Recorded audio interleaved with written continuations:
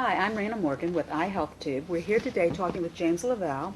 He wrote this book called Cracking the Metabolic Code, and we'd like to discuss some of the issues that this book addresses. For example, how about stress? How stress affects us metabolically?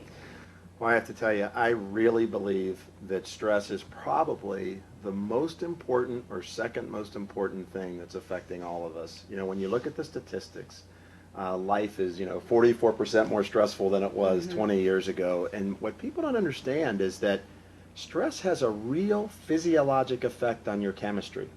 It does. Absolutely. And what happens is your brain kind of heats up during the day and it's supposed to cool off at night. Oh, really? Okay. So you get active during the day, you're supposed to be alert, you're supposed to function all day long, but then when nighttime comes, the switch is supposed to go off and you're supposed to go to sleep. Okay. The problem is when you get under chronic stress, you start to make too many excitatory compounds, so the heat goes up too high in the day and you can't cool it down at night.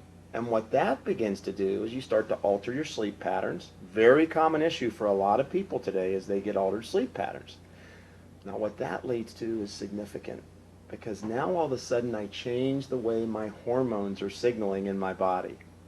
So you're excited all the time, and we see commercials on television that tell us that there are sleep aids out there that we can take that will prevent this from happening, and we'll get a good night's sleep. What we do at our clinic is we try to get people to understand that if you're having trouble sleeping at night, it's probably because your brain is too excited during the day and you're not dealing with the stressors of the day. And what are some of the key signs of that?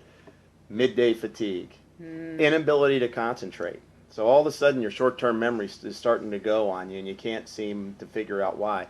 Carbohydrate cravings, especially in the evening. That's a big one. I mean, so that's important. And then at night, either you go to sleep and you'll wake up at 2 a.m. I can't get, my God, I'm actually alert and I can't get back to sleep. Or your mind is going like a Rolodex when you go to lay down at night and you can't even get to sleep. So there's these deep-rooted problems that start to occur from that.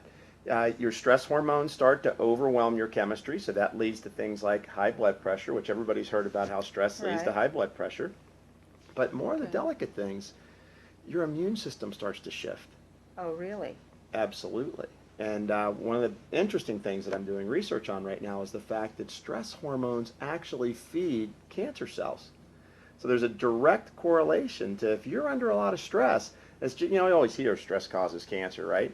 Well, when you're under stress, the stress hormones that are released excessively in your body, the norepinephrine and epinephrine everybody talks about, that starts to actually bind to tumor sites and receptor sites, and it stimulates those tumors to grow. So it's really important for people to understand this concept of I have to get my stress under control. Okay, well, thank you, Mr. LaValle, for being with us. I hope that you will come back and talk with us some more about some other issues.